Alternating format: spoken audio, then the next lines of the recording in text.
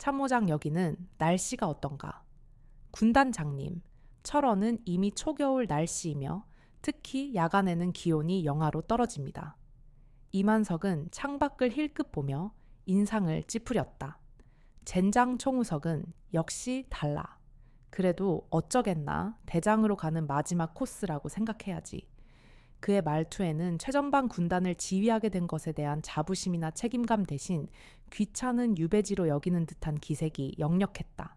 바로 그 시각 사령부 본관 뒤편 낡은 보급창고에서는 한 여군이 얇은 야전 점퍼 차림으로 장부와 씨름하고 있었다. 그녀의 이름은 강채은 소령. 길게 따은 머리가 헐렁한 전투모 아래로 흘러내렸고 검은 눈동자는 깊은 피로가 서려 있었다. 그녀는 특수부대 출신답게 날카로운 직관과 뛰어난 상황, 판단 능력을 지녔지만 보급부대라는 한직에 머물러 있었다. 강채은은 지난밤 익명의 제보를 받고 보급창고의 재고를 몰래 확인하고 있었다.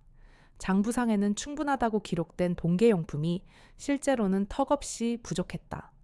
특히 최전방 지피 감시초소의 혹독한 추위를 견뎌낼 방한복과 방한화는 거의 바닥을 드러내고 있었다. 병사들의 목숨이 달린 문제였다. 그녀는 주먹을 꽉 쥐었다. 이 모든 것이 군내의 고질적인 비리와 연결되어 있음을 직감했다. 날이 완전히 밝아오자 강채은은 낡은 보고서를 손에 들고 본관으로 향했다. 그녀는 주머니에 든 휴대전화를 만지작거렸다. 어젯밤 그녀는 이만석 중장의 측근이자 과거 특수부대 동료였던 김민준 중령에게 이 사실을 알렸다. 민준아, 이거 심상치 않아. 누군가 대대적으로 장난질을 친 것 같아. 병사들 목숨이 달린 문제라고. 채은아, 일단 진정해. 괜히 나섰다가 너까지 다쳐. 이런 일은 군단장님께 직접 보고해야 해. 하지만 그분이 이만석 중장인걸. 난 그 사람 못 믿어. 이봐, 강채은 이제 군단은 그분의 영향력 아래에 있어. 그분께 직접 보고하고 해결을 맡기는 게 가장 현명한 방법이야. 그의 목소리는 차분했지만 강채은은 그에게서 미묘한 거리감을 느꼈다. 김민주는 이미 이만석의 사람이 되어 있었다. 강채은은 복도를 걸으며 마음을 굳혔다. 그녀는 자신의 상관인 참모장에게 보고하기로 결심했다. 그때 저편에서 위풍당당한 걸음으로 걸어오는 이만석 중장을 발견했다. 그는 자신의 부관들과 함께 위세 등등하게 걸어오고 있었다. 강채은은 잠시 망설였다. 그의 명성에 대해 수없이 들었지만 그녀는 그의 얼굴에서 오만과 탐욕을 읽어냈다. 둘 사이에 거리가 좁혀졌다. 이만석은 길 한가운데로 걸어오는 강채은을 보고 미간을 찌푸렸다. 그는 당연히 그녀가 자신에게 경례하며 옆으로 비켜설 것이라 생각했다. 하지만 강채은은 잠시 멈칫했을 뿐 그를 의식하지 못한 채 계속 걸어왔다. 어이, 거기 못 봤나? 신임 군단장님 부임하시는 길이다. 이만석의 부관이 험악한 목소리로 소리쳤다. 강채은은 그제야 걸음을 멈추고 고개를 들었다. 그녀의 시선이 이만석의 눈과 정면으로 마주쳤다. 그녀는 그에게 경례하지 않았다. 그의 어깨에 빛나는 세 개의 별이 그녀의 눈에 비쳤지만 그녀는 그저 조용히 서 있었다. 이봐, 이 미친년이. 내 눈에 뵈는 게 없나? 당장 안 비켜.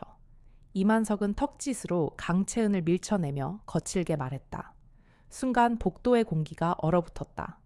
이만석의 부관과 김민준 중령의 얼굴이 하얗게 질렸다. 그들은 눈앞의 여군이 누구인지 알아볼 수 없었지만 이만석의 행동이 선을 넘었음을 직감했다. 소속을 밝혀 내 상관 당장 데려와. 군기가 완전히 빠져서 이만석의 고함이 복대 울려 퍼졌다. 강채은은 여전히 말이 없었다. 그녀의 눈빛은 깊고 고요한 심연과 같았다. 그녀는 그를 쳐다보며 천천히 입을 열었다. 제 상관 말입니까? 글쎄요. 이 나라에 저보다 높은 군인이 대통령 말고 또 있었던가요? 그녀의 목소리는 얼음장처럼 차가웠다. 이만석의 얼굴이 일그러졌다. 그는 그녀의 말뜻을 이해하지 못했다. 뭐 이 미친년이 진짜 돌았나. 이만석이 다시 손을 들어 그녀를 모욕하려던 순간 김민준 중령이 재빨리 그의 손을 잡았다. 군단장님, 진정하십시오. 이분은 김민준의 목소리가 떨렸다. 강채은은 그를 비웃는 듯한 눈빛으로 한 번 쳐다본 뒤 아무 미련 없이 이만석의 옆을 스쳐 지나갔다. 그녀가 지나간 자리에는 싸늘한 냉기만이 감돌았다. 이만석은 멍하니 서 있었다. 자신의 부임 첫날 한낱 소령에게 이런 치욕을 당했다는 사실에 분노로 몸이 떨렸다. 저 여자가 대체 누구야? 이만석이 이를 갈며 물었다. 김민준 중령은 차마 고개를 들지 못했다. 군단장님, 방금 그분이 강채은 소령이십니다.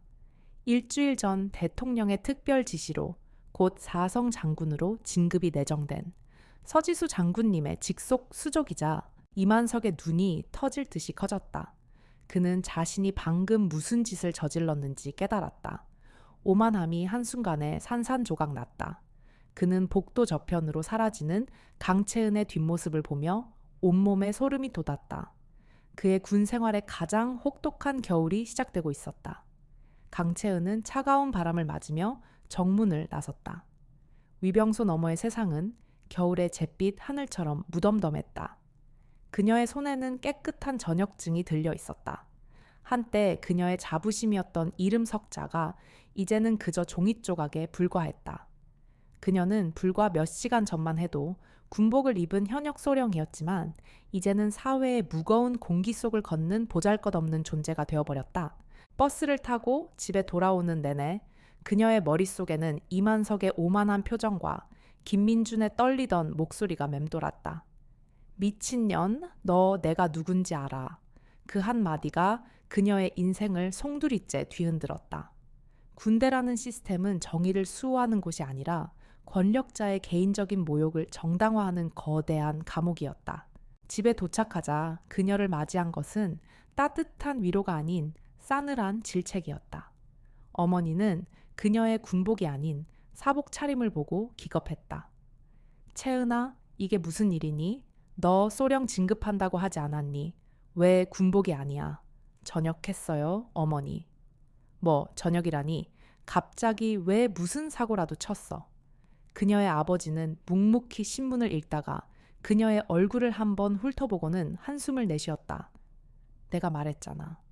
여자가 군인이랍시고 설치면 결국 이런 일이 생긴다고. 그들은 그녀가 왜 군복을 벗었는지 묻지 않았다.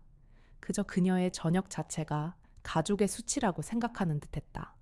그녀의 실패는 그녀 개인의 것이 아니라 가족의 실패였다. 그녀의 세상은 무너져 내리고 있었다. 그녀는 자신의 방으로 들어와 굳게 문을 잠갔다. 그녀의 방은 여전히 과거의 흔적들로 가득했다. 벽에 걸린 707 특수임무단 시절의 사진. 거울 속 자신의 얼굴은 더 이상 그 사진 속의 굳건한 여군이 아니었다. 그녀는 그저 비참함에 젖은 무력한 여자였다. 눈물이 흐르지 않았다. 슬픔은 이미 증오와 분노로 굳어버린 지 오래였다. 밤늦게 그녀는 짐 가방을 하나 챙겨 집을 나섰다. 익숙한 길을 따라 그녀가 도착한 곳은 도시 외곽의 낡은 체육관이었다. 한때 그녀의 스승이자 707의 전설이었던 노인이 운영하는 곳이었다. 체육관은 한밤중에도 빛을 잃지 않았다. 그곳은 그녀에게 군대보다 더 엄격한 훈련의 장소였다. 왔구나. 노인은 묵묵히 그녀를 기다리고 있었다. 노인은 그녀의 눈빛에서 모든 것을 읽었다. 그녀의 눈빛은 더 이상 정의를 갈망하지 않았다. 오직 파괴만을 원하고 있었다. 선생님, 저 이만석 대장을 무너뜨릴 힘을 원합니다. 강채은의 목소리는 갈라져 나왔다. 노인은 말없이 낡은 권투 글러브를 그녀에게 던져주었다. 그날 밤부터 그녀의 새로운 훈련이 시작되었다. 매일 새벽 그녀는 아무도 없는 공터에서 달리고 또 달렸다. 발에는 무거운 쇠붙이를 달고 어깨에는 통나무를 메고 달렸다. 그녀의 폐가 터질 것 같았고 심장이 멈출 것 같았다.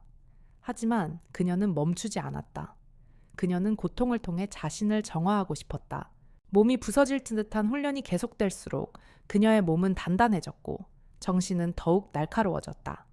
그녀는 707에서 익혔던 모든 기술을 다시 연마했다. 총기 조립과 해체는 물론 맨손 격투술 전술 운용 심리전까지.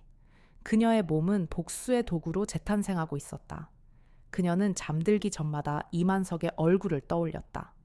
오만하게 자신을 깔보던 그 표정이 그녀의 분노를 불태우는 연료가 되었다. 네가 나를 미친 년이라 했지. 거울 속의 자신에게 그녀는 읊조렸다. 그래, 미친년이 되어줄게. 네가 감히 상상도 못할 미친년이 돼서 너의 세상을 산산조각 낼 거야.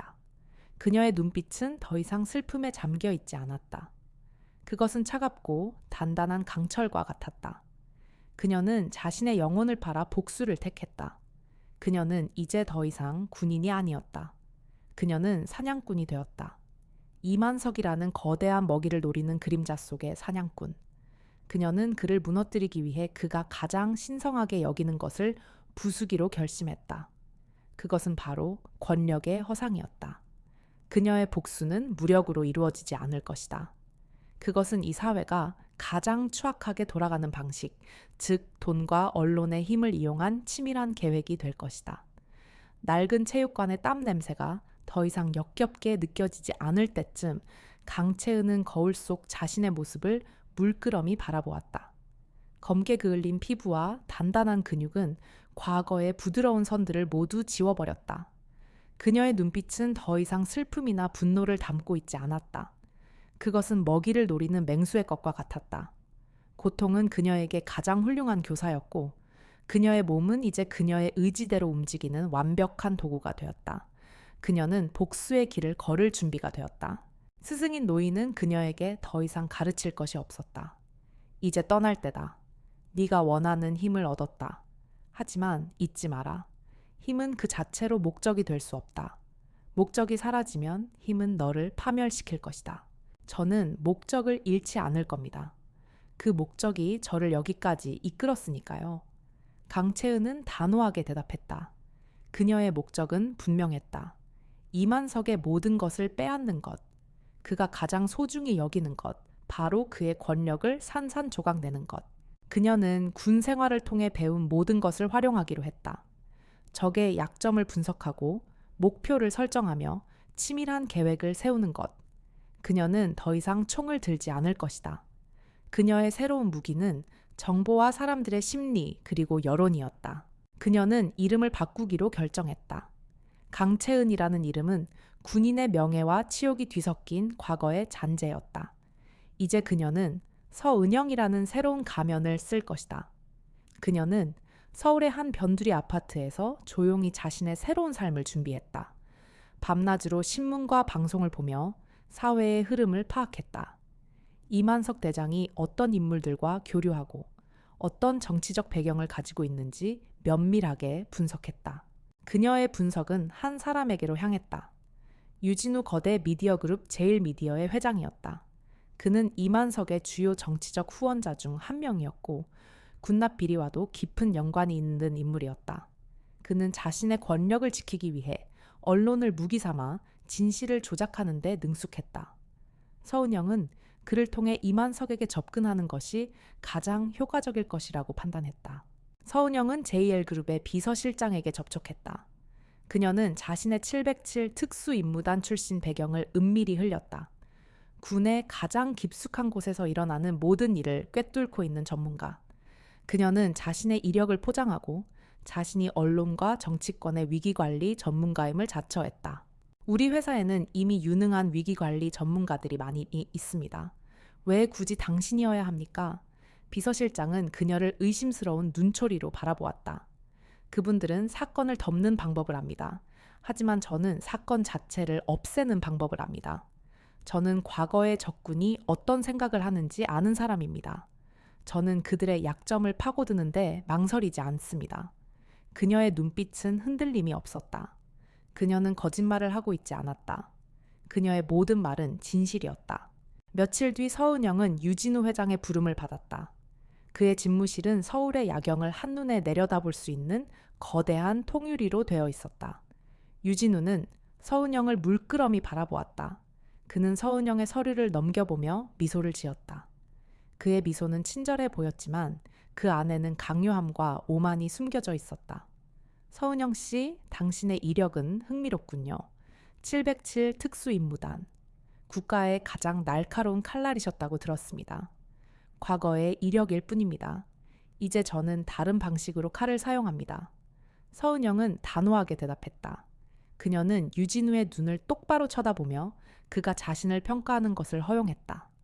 그녀는 그가 원하는 것이 무엇인지 정확히 알고 있었다. 우리 회사는 현재 국방부와 큰 사업을 추진하고 있습니다. 군부와 긴밀한 관계를 유지해야만 하죠. 당신 같은 인재가 필요합니다. 당신은 군 내부의 약점을 누구보다 잘 알고 있으니 말입니다. 유진우는 서은영의 전곡을 찔렀다. 그는 서은영이 단순히 위기관리 전문가가 아니라 군 내부에 대한 깊은 정보를 가지고 있음을 직감했다. 제가 원하는 것은 단순한 정보가 아닙니다. 저는 완벽한 위기관리 솔루션을 제공할 겁니다. 회장님의 적들이 어떤 식으로든 회장님을 공격해 올 때 그들을 완전히 무너뜨릴 수 있는 전략을 제시하겠습니다. 서은영은 자신의 새로운 가면을 철저하게 사용했다. 유진우는 그녀의 당돌함에 흥미를 느꼈다. 그녀의 눈빛은 탐욕이 아닌 차가운 자신감으로 빛나고 있었다. 좋습니다. 우리 회사에 오십시오. 당신이 원하는 만큼의 권한과 보수를 드리겠습니다. 그의 제안은 거부할 수 없는 것이었다. 한 가지 조건이 있습니다. 서은영이 말했다. 뭡니까? 유진우가 눈을 가늘게 떴다. 저는 회장님께 보고할 겁니다. 오직 회장님께만. 그리고 저의 모든 정보는 저 혼자만 보관하겠습니다. 그녀의 제안은 마치 사냥개가 사냥감을 물어온 뒤 주인에게 그 사냥감의 일부를 요구하는 것과 같았다. 유진우는 잠시 침묵했다. 그는 서은영이 단순히 돈을 원하는 것이 아니라는 것을 깨달았다. 그녀는 자신의 힘을 증명하고 싶어 했다. 그는 그녀의 탐욕이 아니라 야망을 샀다. 좋아. 당신이 원하는 대로 하시오. 서은영 씨, 이제 당신은 우리의 가장 귀중한 칼날이 될 겁니다. 유진우는 미소를 지었다. 서은영은 그의 미소를 보며 차가운 승리감을 느꼈다. 그는 그녀가 이만석에게 복수하기 위해 가장 필요로 하는 무기를 주었다. 그는 그녀를 단순히 고용한 것이 아니었다. 그는 그녀의 복수심을 이용하려는 것이었고 서은영은 그가 자신을 이용하는 것을 기꺼이 허락했다. 그녀의 새로운 삶이 시작되었다. 강채은은 과거의 무덤에 묻혔고 서은영이라는 새로운 가면이 빛을 발하기 시작했다.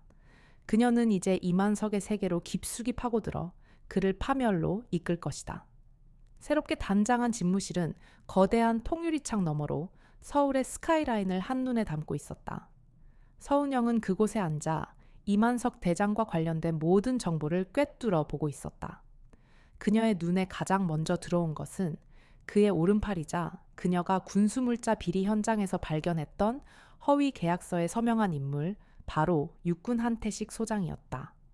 한태식은 이만석의 충실한 개로 그의 온갖 지저분한 뒤치를 처리하는 실무자였다. 그는 이만석의 권력 기반을 다지는 핵심적인 연결고리였다. 며칠 뒤 한태식과 관련된 작은 스캔들이 터졌다. 그가 특정 방산업체로부터 고가의 골프 회원권을 뇌물로 받았다는 익명의 투서가 한 매체에 보도된 것이었다. 한태식은 이만석에게 달려갔고 이만석은 자신의 최측근인 김민준 중령을 통해 제일미디어그룹에 연락했다. 사건을 조용히 덮어달라는 노골적인 부탁이었다.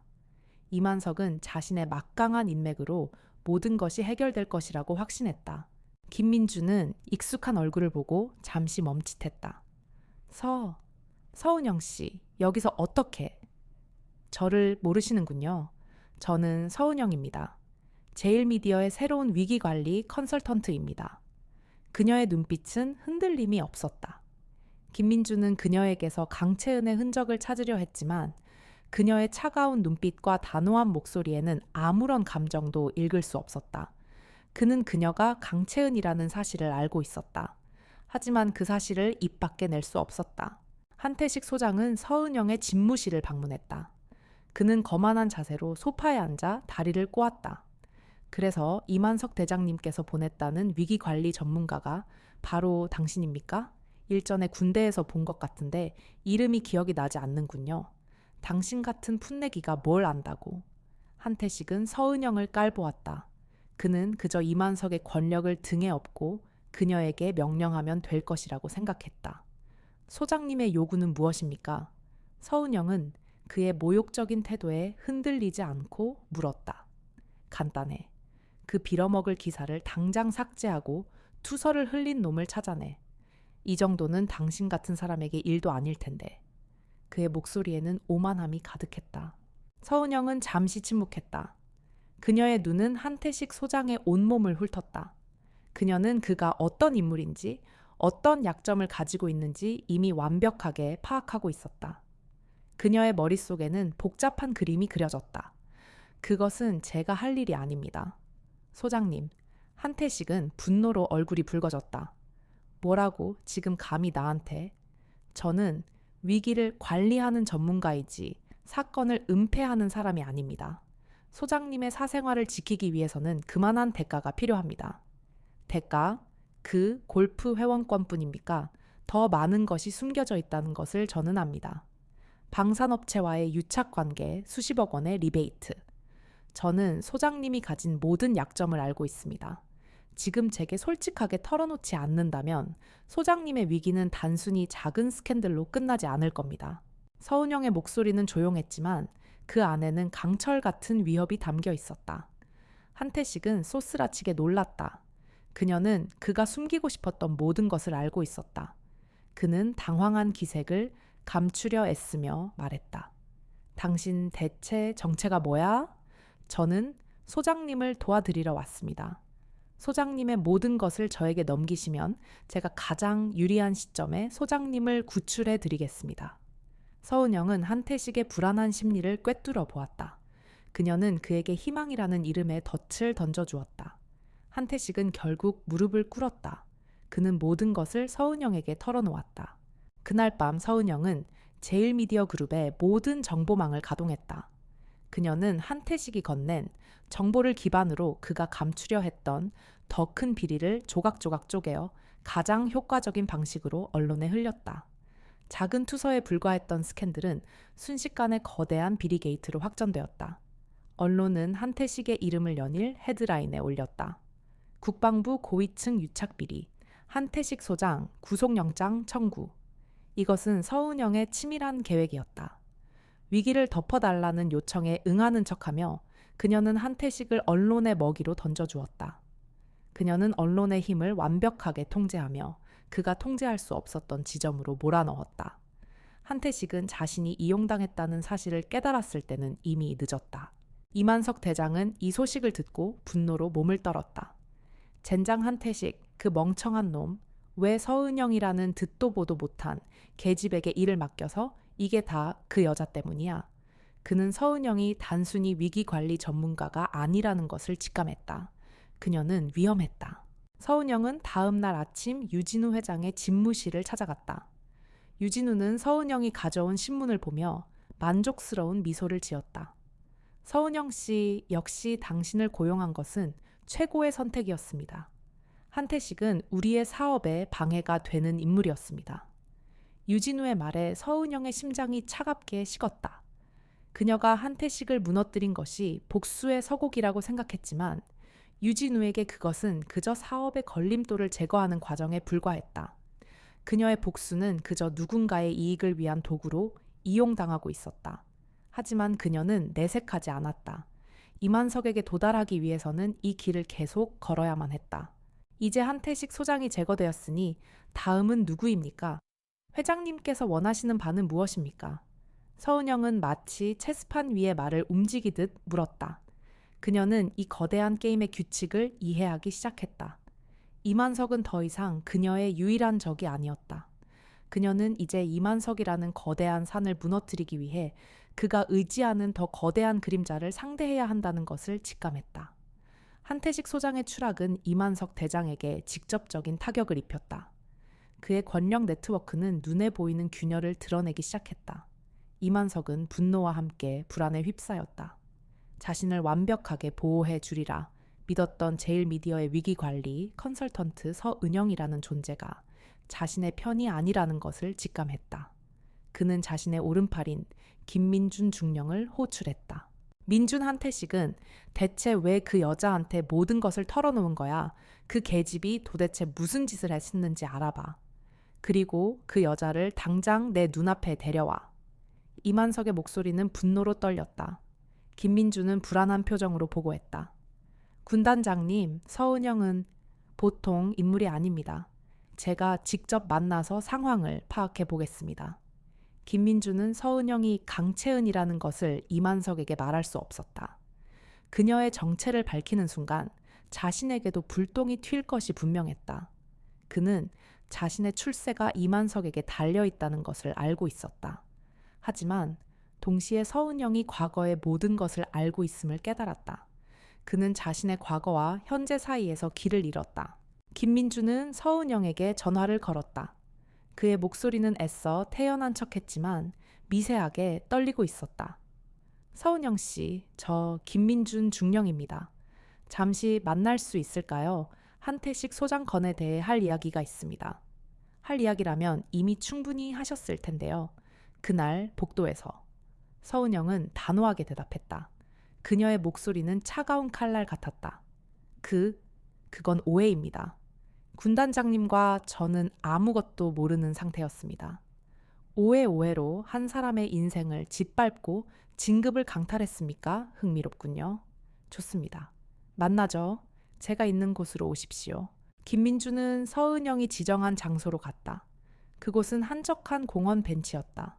서은영은 낡은 야전 점퍼를 입고 벤치에 앉아 있었다. 그녀의 모습은 과거의 강채은과 닮아 있었다. 김민주는 그녀의 옆에 앉지 못하고 서 있었다. 앉으세요. 중령님. 77 특수임무단 시절에는 밤새도록 산을 뛰어다니면서도 멀쩡했던 분이 벤치 하나에 앉는 것을 주저하십니까? 서은영은 비아냥거렸다. 김민준의 얼굴이 굳어졌다. 강채은 너였구나. 설마 했어. 저는 서은영입니다. 강채은은 이만석 대장님의 오만함에 의해 사라졌습니다. 그녀의 목소리에는 분노가 아닌 깊은 경멸이 담겨 있었다. 그날은 어쩔 수 없었어. 너와 나는 달라. 난 군대에 남아서 군단 장님을 보좌해야만 했어. 너는 정의만 외치지만 난 현실을 알아야 했어. 김민주는 변명하려 했지만 그의 목소리는 흔들렸다. 현실이요? 중령님께서 말씀하시는 현실은 권력에 무릎 꿇고 정의를 배신하고 동료의 등을 찌르는 현실입니까? 우리는 어차피 같은 라인이었어. 나 혼자 반항해봤자 소용없어. 군대는 시스템이야. 아닙니다. 중령님, 군대는 시스템이 아니라 사람들의 신뢰로 이루어진 곳입니다. 그리고 중령님께서는 그 신뢰를 가장 먼저 배신하셨습니다. 서은영은 자신의 목소리를 높이지 않았다. 그녀의 차분한 목소리는 오히려 김민준의 심장을 꿰뚫는 비수가 되었다. 한태식 소장님을 보십시오. 그는 탐욕에 눈이 멀어 덫에 걸렸습니다. 하지만 중령님께서는 다릅니다. 중령님께서는 눈을 뜨고 스스로 덫으로 걸어 들어가셨습니다. 제가 보급창고 비리를 고발할 때 제 손을 잡아주지 않으셨습니다. 대신 이만석 대장님을 선택하셨습니다. 왜였을까요? 정의를 지키는 것보다 출세가 더 중요했기 때문입니다. 그녀는 김민준의 가장 아픈 곳을 찔렀다. 김민준은 아무 말도 하지 못하고 고개를 숙였다. 그의 심장은 죄책감으로 미친 듯이 뛰고 있었다. 서은영은 그의 굳은 표정을 보며 조용히 웃었다. 저는 이만석 대장님을 무너뜨리기 위해 이 자리에 왔습니다. 그리고 저에게 가장 필요한 정보는 중령님께서 가지고 계십니다. 내가 왜 너를 도와야 해? 김민준이 고개를 들었다. 그의 눈에는 절망이 서려 있었다. 중령님께서 저를 돕지 않으면 다음은 중령님의 차례가 될 겁니다. 이만석 대장님은 자신의 몸을 지키기 위해서라면 누구라도 버릴 겁니다. 한태식 소장님처럼요. 중령님께서는 그저 버려질 카드에 불과합니다. 서은영의 목소리는 확신에 차 있었다. 김민준의 얼굴은 새하얗게 질렸다. 그녀의 말이 사실이었다. 이만석은 이미 한태식 사건을 처리하는 과정에서 김민준에게도 모든 책임을 전가하려 했다. 서은영은 그 사실을 정확히 꿰뚫고 있었다. 저를 믿으세요. 중령님께서 이만석 대장님을 배신한다면 저는 중령님을 이 거대한 진흙탕에서 구원해 드리겠습니다. 서은영은 자신의 손을 김민준에게 내밀었다. 그것은 구원의 손길이자 동시에 그를 파멸로 이끌 수 있는 위험한 거래였다. 김민주는 그녀의 손을 잡을 수 없었다. 그는 자신의 영혼을 이미 이만석에게 팔아버린 것을 알고 있었다. 그는 몸을 돌려 공원을 빠져나갔다. 그의 뒷모습은 폐잔병처럼 초라했다. 그는 이제 이만석도 서은영도 믿을 수 없었다. 그는 홀로 남겨졌다. 서은영은 그가 이만석에게 돌아가 그녀에 대한 의심을 퍼뜨릴 것이라고 확신했다. 그리고 그것이 그녀의 다음 계획이었다. 김민준 중령은 이만석 대장의 집무실로 돌아왔다. 그의 얼굴은 여전히 창백했고 눈빛은 불안정했다. 그는 방금 전 서은영과의 대화가 머릿속에서 끊임없이 재생되는 것을 느꼈다. 그녀의 말 한마디 한마디가 날카로운 칼날처럼 그의 심장을 찔렀다. 이만석 대장은 김민준의 표정 변화를 놓치지 않았다. 그는 자신의 오른팔에게 무슨 일이 있었는지 직감적으로 알아차렸다. 그래서 서은영이라는 그 계집이 뭐라고 하더냐? 이만석의 목소리는 낮고 위협적이었다. 김민준은 애써 침착한 척 보고를 시작했다. 군단장님, 그녀는 매우 치밀한 사람입니다. 그녀는 한태식 소장님께서 숨기려 했던 모든 것을 알고 있었습니다. 그래서 그게 무슨 상관인데 그래서 네가 겁을 먹었다는 거냐. 이만석은 윽박질렀다. 김민준의 보고 태도는 이미 이만석의 심기를 거스르고 있었다. 아닙니다. 군단장님, 그녀는 단순한 위기관리 컨설턴트가 아닙니다. 그녀는 뭔가 다른 목적을 가지고 있는 것 같습니다. 목적. 네. 그녀는 한태식 소장님을 처리하면서도 군단장님께 직접적인 위해를 가하려 하지 않았습니다. 마치 군단장님께서 직접 오점을 남기시기를 기다리는 듯 했습니다. 김민주는 자신이 서은영에게 들었던 말을 그대로 되풀이했다. 그는 이만석에게 경고하고 싶었지만 그의 경고는 오히려 그에게 독이 되어 돌아왔다. 이만석은 김민준의 말을 들으며 턱을 쓰다듬었다. 그의 눈에는 의심의 빛이 떠올랐다. 그래서 내 말은 내가 그 계집의 소나기에 놀아나고 있다는 거냐. 그리고 너는 그 사실을 알고도 내게 알려주지 않고 있었던 것이고. 아닙니다. 군단장님, 그런 뜻이 아닙니다. 저는 단지 닥쳐, 민준. 너는 이제 내 가장 큰 신뢰를 잃었다. 네 눈에는 내 대한 존경 대신 두려움만 가득해. 쓸모없는 놈 같으니. 이만석은 김민준의 어깨를 툭 치며 경멸하는 듯이 말했다. 김민준은 아무 말도 하지 못하고 고개를 숙였다. 그날 이후 이만석은 김민준에게 중요한 보고서를 맡기지 않았다. 그는 새로운 참모를 불러 김민준의 자리를 대신하게 했다. 김민준은 자신이 이만석의 신임을 잃었음을 깨달았다. 그는 하루아침에 허수아비로 전락했다. 그는 이 모든 것이 서은영의 치밀한 계략이라는 것을 알았다. 그녀는 그의 가장 취약한 지점, 즉 그의 죄책감과 불안감을 이용해 그를 완벽하게 고립시켰다. 그는 이제 이만석의 명령을 받지 못했고 다른 참모들로부터도 따돌림을 당했다.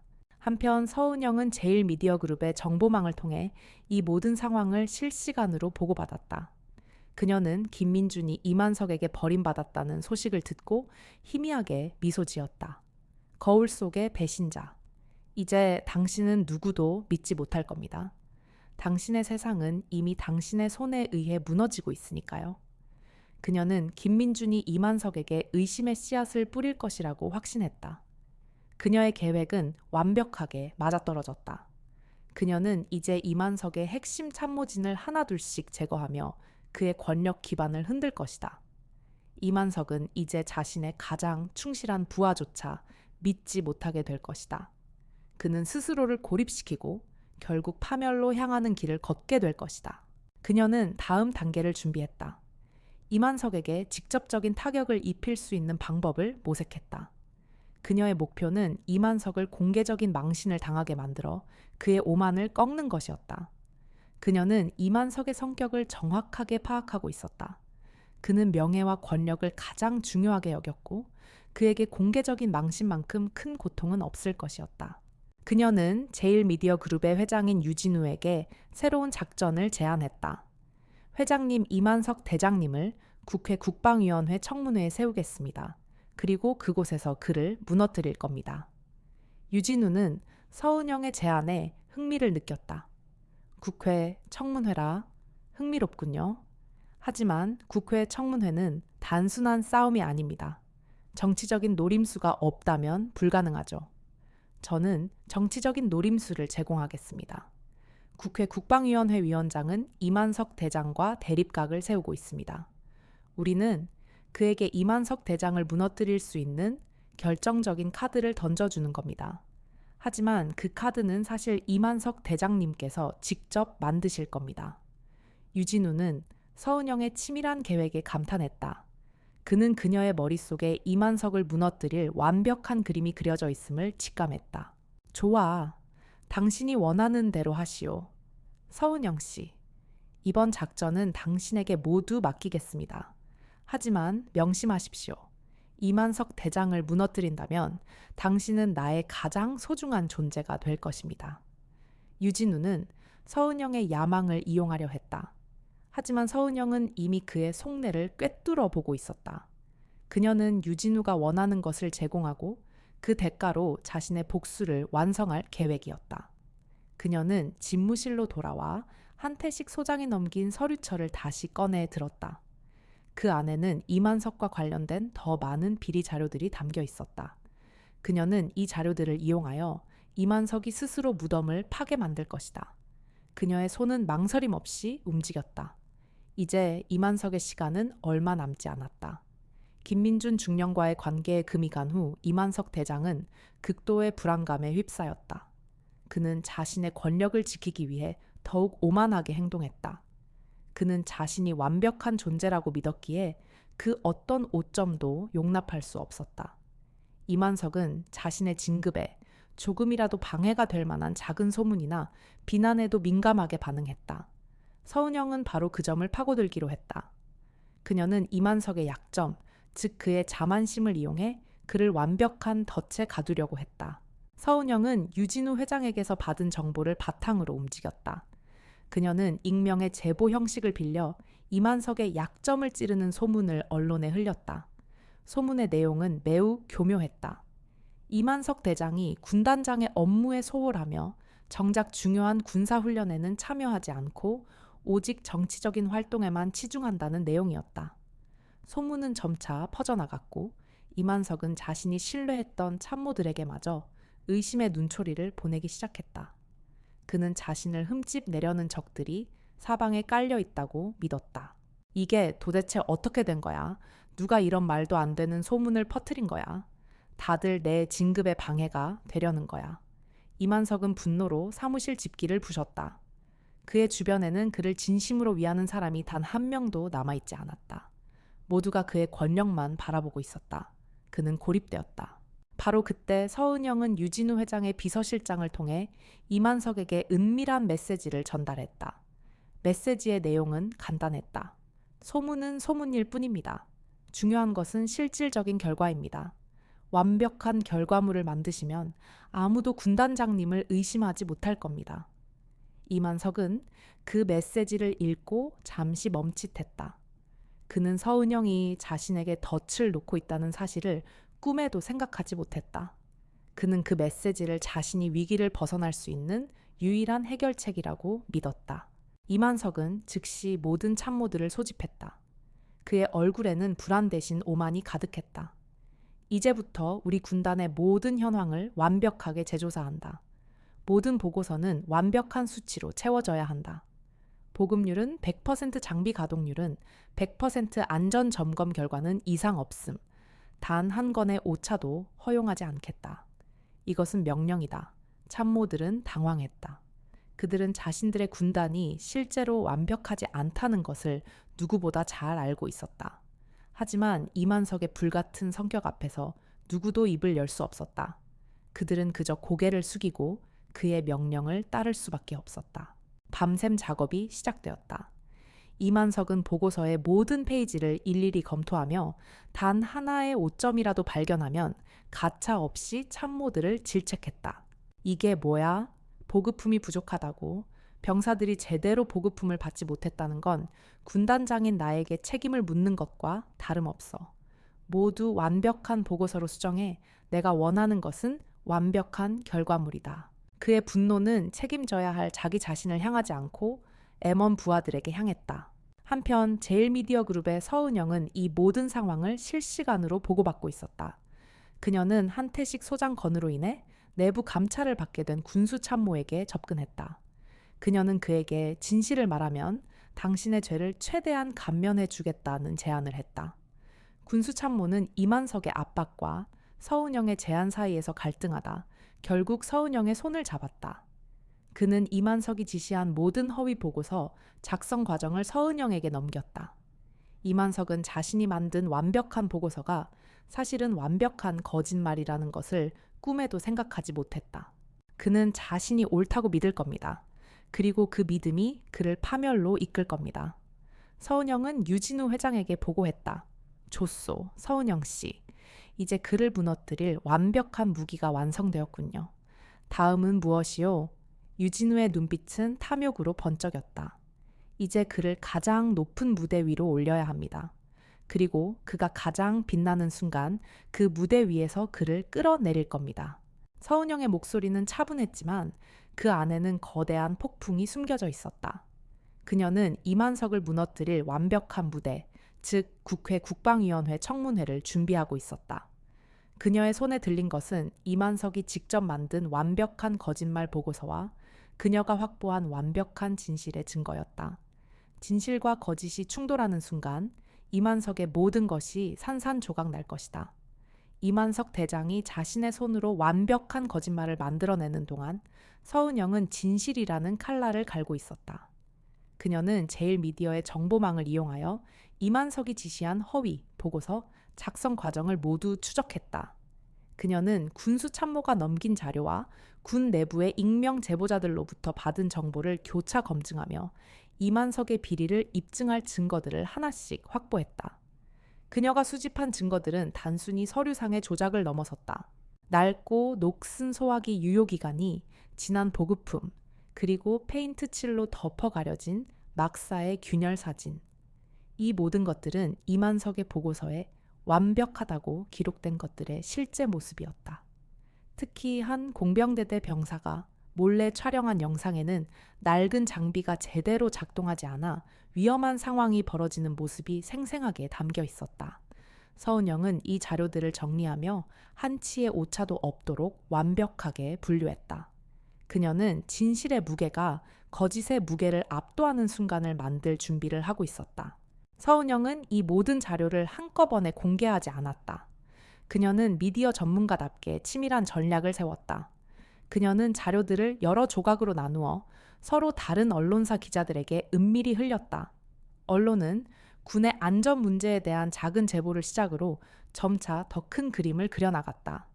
처음에는 최전방 부대의 보급품, 부족에 대한 기사들이 보도되었다. 이어 낡은 군사 장비의 위험성에 대한 심층 보도가 이어졌다. 이 모든 기사들은 이만석의 군단에서 벌어진 일들을 다루었지만 그의 이름은 직접적으로 언급되지 않았다. 이만석 대장은 이 모든 보도를 보고 코웃음을 쳤다. 이런 사소한 일들로 나를 흔들려 하다니. 멍청한 것들. 나는 이미 완벽한 보고서를 만들어 두었다. 아무도 나를 의심하지 못할 거야. 그는 언론의 보도가 자신의 군단과는 무관하다고 생각했다. 그는 자신이 만든 보고서의 완벽함에 취해 있었다. 그의 오만은 눈을 가렸고 그는 자신이 거대한 덫을 향해 걸어가고 있음을 깨닫지 못했다. 언론의 보도가 이어지자 국민들은 군의 안전 문제에 대해 분노하기 시작했다. 국민들은 자신들의 아들, 동생이 복무하고 있는 군대가 얼마나 허술하게 운영되고 있는지 알게 되었다. 여론의 분노는 들불처럼 번져나갔고 정치권은 이를 외면할 수 없었다. 야당은 군의 안전 문제를 즉각 해결해야 한다며 목소리를 높였다. 그들은 국민의 분노를 이용해 이만석 대장을 무너뜨릴 기회를 잡으려 했다. 마침내 국회 국방위원회는 긴급 청문회 개최를 결정했다. 청문회의 주제는 군 안전관리 실태 및 고위층 책임 문제였다. 서은영의 계획대로 모든 것이 진행되고 있었다. 이만석 대장은 자신이 이 청문회 주인공이 될 것이라고 확신했다.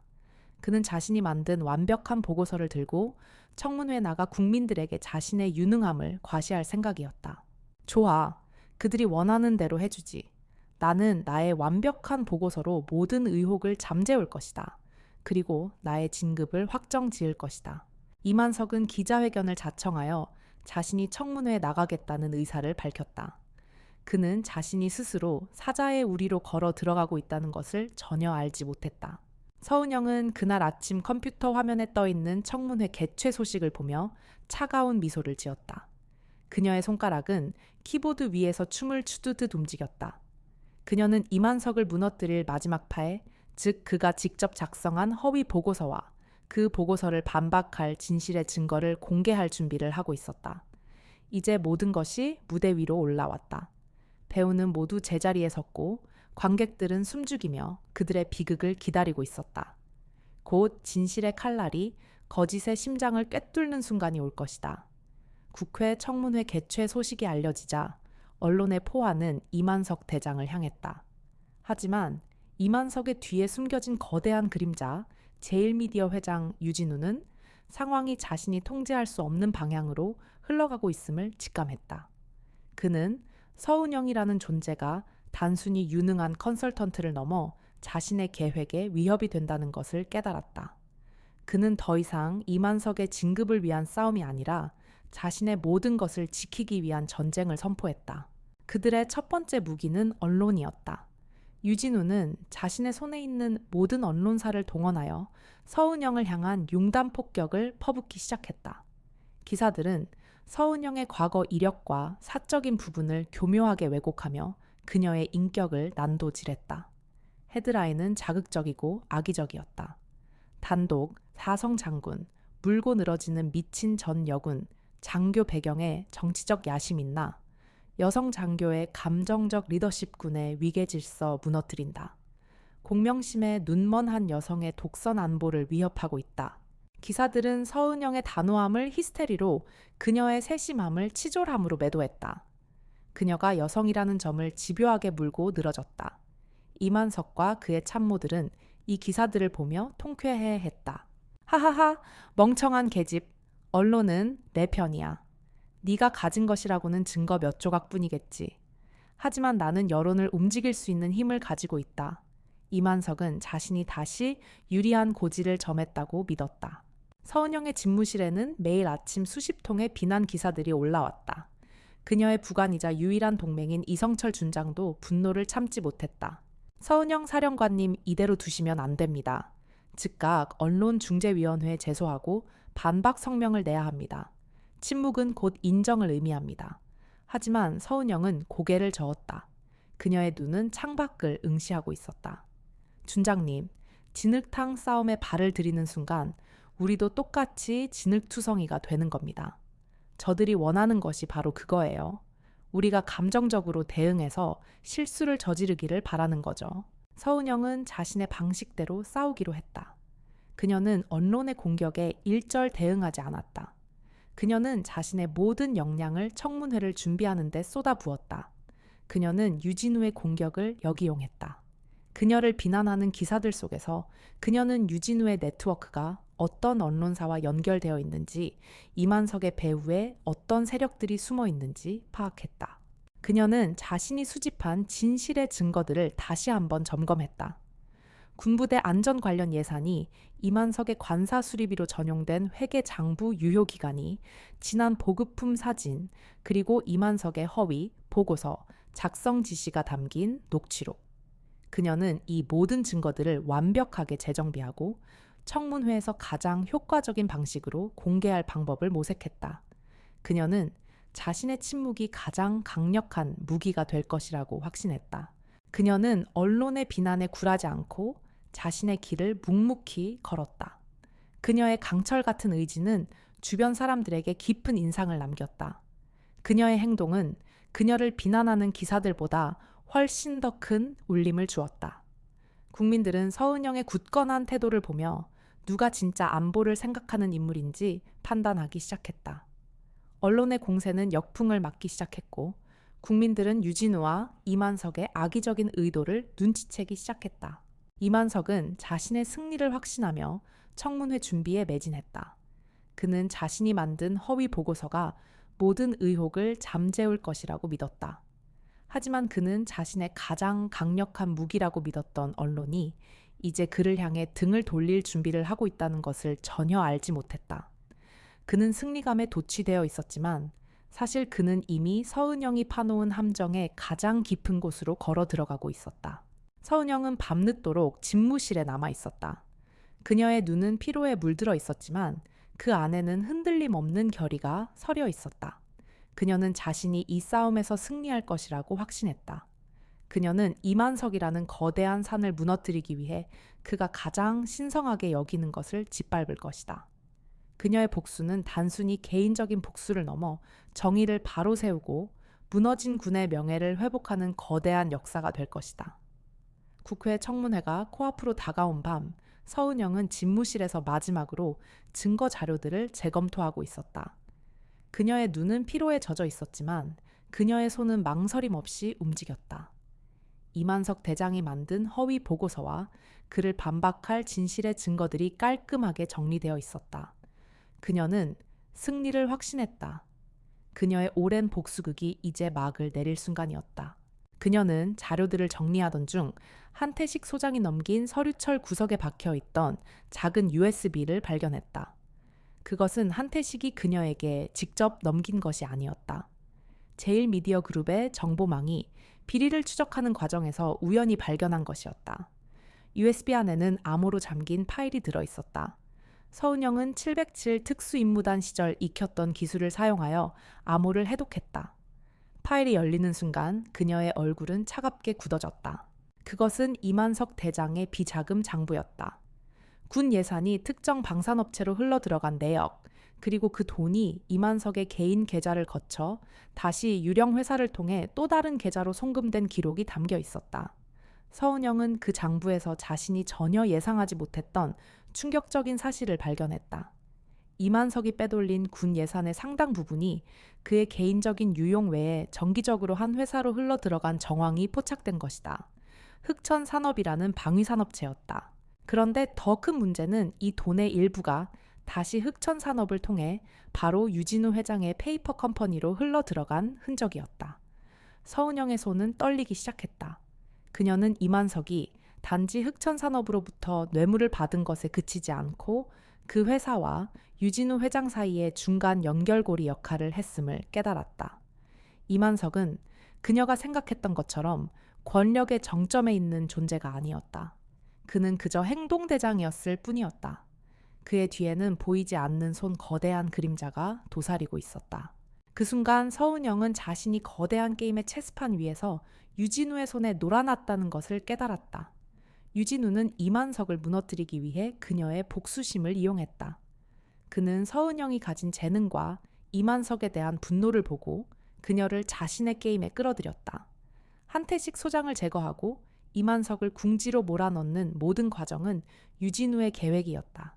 그는 서은영이 스스로 이만석을 무너뜨리도록 유도하고 자신은 그 뒤에서 이만석의 자리를 차지하며 더 큰 이익을 취하려 했던 것이다.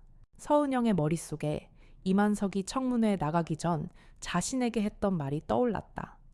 결과물만 완벽하면 아무도 군단장님을 의심하지 못할 겁니다. 그 말은 이만석을 향한 조언이 아니라 유진우의 계획을 완벽하게 실행하기 위한 지시였다. 서은영은 자신이 이만석을 무너뜨리기 위해 달려온 모든 길이 사실은 더 거대한 악을 향한 밑그림이었다는 것을 깨달았다. 그녀는 오랫동안 자신이 사냥꾼이라고 믿었지만 사실은 다른 사냥꾼의 덫에 걸려든 사냥감에 불과했다. 그녀의 복수는 더 이상 개인적인 것이 아니었다. 그것은 군대를 좀 먹고 국가의 안보를 위협하는 거대한 부패 세력과의 전쟁이었다. 이만석은 그저 작은 점에 불과했다. 진짜 적은 이만석의 뒤에 숨어있는 유진우였다. 서은영은 자신의 분노를 새로운 목표로 전환했다. 그녀는 이만석과의 싸움보다 훨씬 더 위험하고 거대한 싸움을 시작해야 한다는 것을 직감했다. 그녀는 자리에서 일어나 창가로 다가섰다. 서울의 야경은 여전히 화려하게 빛나고 있었다. 그 빛 속에서 그녀는 유진우의 오만한 미소를 보았다. 유진우 회장님 저를 이용하셨다고 생각하시겠죠? 하지만 이 게임은 이제부터 시작입니다. 당신이 저를 무기로 사용하려 했지만 그 칼날이 당신을 향하게 될 겁니다. 그녀의 눈빛은 흔들림이 없었다.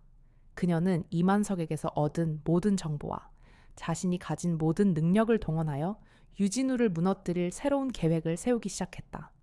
그녀는 더 이상 누군가의 도구가 아니었다. 그녀는 이 게임의 새로운 주인이 될 것이다. 유진우가 진정한 흑막이라는 사실을 알게 된 서은영은 지난 모든 사건들을 새로운 시각으로 다시 보게 되었다. 특히 그녀의 머릿속에는 김민준 중령의 떨리던 눈빛과 불안한 목소리가 끊임없이 맴돌았다. 과거의 동료이자 이만석의 충실한 개라고 생각했던 그가 사실은 자신의 복수극에 의해 희생된 불완전한 배신자였다. 서은영은 그가 왜 자신을 배신했는지, 그리고 왜 그토록 불안해했는지 알아내야만 했다. 그녀는 김민준을 무너뜨리는 대신 그를 자신의 편으로 만들기로 결심했다. 서은영은 자신의 정보망을 총동원하여 김민준 중령의 뒷조사를 시작했다.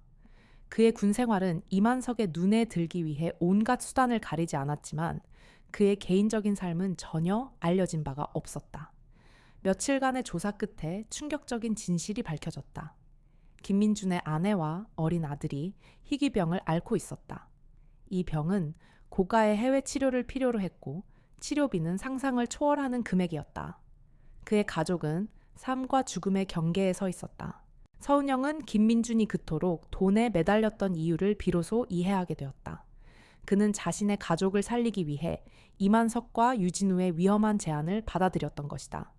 그는 이만석에게 충성을 바치고 그 대가로 유진우에게서 돈을 받았다. 그의 배신은 탐욕 때문이 아니라 절망적인 상황에서 나온 마지막 선택이었다. 서은영은 그의 비극적인 사연 앞에서 복수의 칼날을 잠시 멈추었다. 그녀는 그가 자신과 마찬가지로 이 거대한 시스템의 희생자라는 것을 깨달았다. 서은영은 김민준을 다시 만났다. 이번에는 낡은 공원 벤치가 아닌 서울 시내의 한 허름한 카페 구석이었다. 김민준은 그녀를 보자마자 몸을 굳혔다. 무슨 짓을 꾸미려는 겁니까? 더 이상 저를 협박하지 마십시오. 그의 목소리에는 날카로운 경계심이 담겨 있었다. 서은영은 말없이 따뜻한 차 한 잔을 그에게 건넸다. 중령님, 이제 저는 더 이상 중령님을 협박하지 않습니다. 저는 중령님을 이해하러 왔습니다. 김민준은 그녀의 말에 당황했다. 왜죠? 내가 당신을 배신했는데 이제 와서 뭘 얻으려고 이러는 겁니까? 중령님께서 왜 저를 배신했는지 이제 압니다. 중령님은 자신의 아들과 아내를 살리기 위해 어쩔 수 없는 선택을 하셨습니다. 저는 중령님을 비난하지 않습니다. 오히려 불쌍하게 생각합니다. 김민준의 눈이 커졌다. 그는 자신이 그토록 숨기려 했던 진실을 서은영이 알고 있다는 사실에 충격을 받았다. 그의 모든 방어막이 무너져 내렸다.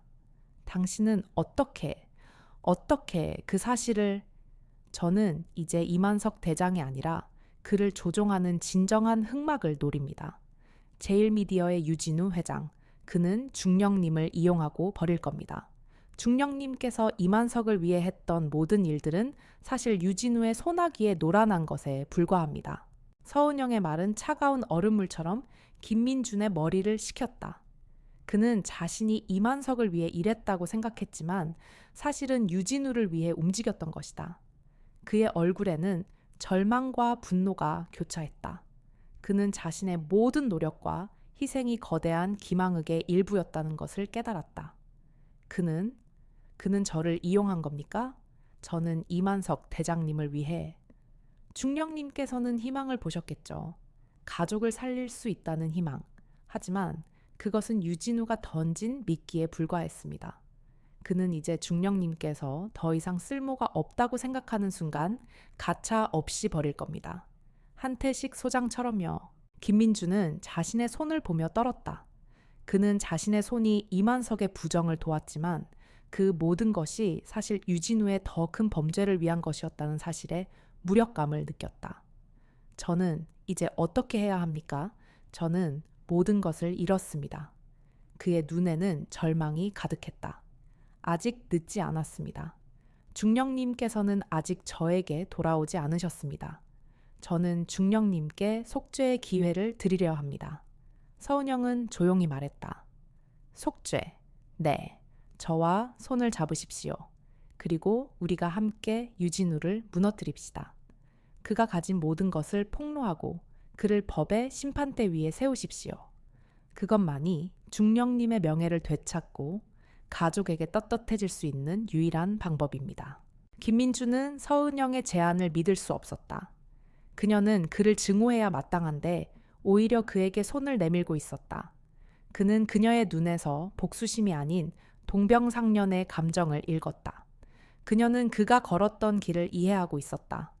김민주는 마침내 눈물을 흘렸다. 그의 눈물은 후회와 죄책감, 그리고 서은영에 대한 고마움이 뒤섞인 것이었다. 그는 고개를 끄덕였다.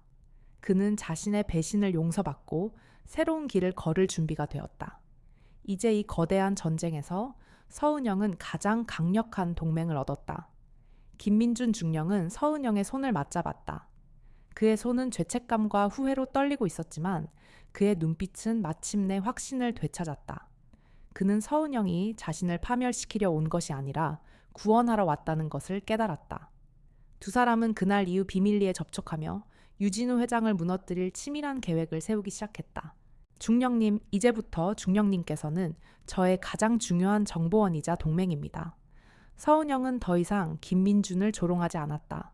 그녀는 그를 존중했고 그의 능력을 신뢰했다. 서은영 씨, 아니 채은아, 나는 너에게 죄를 지었다. 하지만 이제라도 갚고 싶어. 유진우와 이만석의 모든 것을 폭로할게. 그들이 어떤 식으로 움직이는지, 어떤 비밀을 가지고 있는지 전부 다. 김민주는 과거의 자신을 버리고 진정한 자신의 모습을 되찾고 있었다.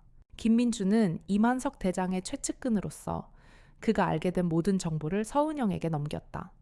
그는 이만석과 유진우의 비밀 회동 장소, 그들이 주고받았던 암호화된 메시지, 그리고 이만석이 유진우의 지시를 따를 수밖에 없었던 약점들을 모두 털어놓았다. 김민주는 자신이 이만석의 비리 보고서를 작성하는 과정에서 이만석과 유진우의 검은 거래를 목격했다고 털어놓았다. 이만석은 유진우로부터 자신의 진급과 관련된 정치적 로비를 지원받는 대가로 군수물자 계약을 흑천산업에 몰아주기로 합의했던 것이다. 모든 것은 유진우 회장의 큰 그림이었군요. 이만석 대장은 그저 장기판의 말에 불과했습니다. 서은영은 이만석이 왜 그토록 오만하게 행동했는지 비로소 이해했다. 그는 자신이 권력의 정점에 있다고 믿었지만 사실은 유진우의 소나기에 놀아나고 있었던 것이다. 두 사람은 새로운 작전을 세웠다. 기존의 계획은 이만석을 청문회에서 망신시키는 것이었지만 이제는 이만석을 미끼로 삼아 그 뒤에 숨어있는 유진우를 끌어내는 것이었다. 서은영은 김민준에게 이만석 대장이 가장 중요하게 여기는 서류, 즉 유진우 회장과 흑천산업과의 계약서 사본을 확보해달라고 부탁했다. 그것은 유진우를 법의 심판대 위에 세울 결정적인 증거가 될 것이었다. 중령님, 이제부터 위험한 게임이 시작될 겁니다. 유진우 회장은 자신의 몸을 지키기 위해 모든 수단을 동원할 겁니다. 서은영은 김민준에게 경고했다. 괜찮아. 나는 이제 더 이상 잃을 것이 없어. 내 가족을 지키기 위해서라면 그 어떤 위험도 감수할 수 있어. 나는 내 손으로 내 명예를 되찾고 싶어. 김민준의 눈은 더 이상 불안하지 않았다. 그의 눈에는 굳건한 결의가 서려 있었다. 김민준은 이만석에게 신임을 되찾기 위해 애썼다. 그는 이만석에게 청문회 준비를 돕고 싶다고 자청하며 그에게 다시 한번 충성을 맹세했다. 이만석은 김민준의 진심을 의심했지만 청문회 준비가 너무나 급했기에 그를 받아들였다. 김민준은 이만석의 집무실을 자유롭게 드나들며 유진우와의 계약서 사본을 찾기 시작했다. 한편 서은영은 자신의 언론 네트워크를 이용하여 청문회의 모든 과정을 생중계할 준비를 했다. 그녀는 자신이 신뢰하는 몇몇 언론사 기자들을 통해 청문회에서 공개될 충격적인 사실을 암시했다.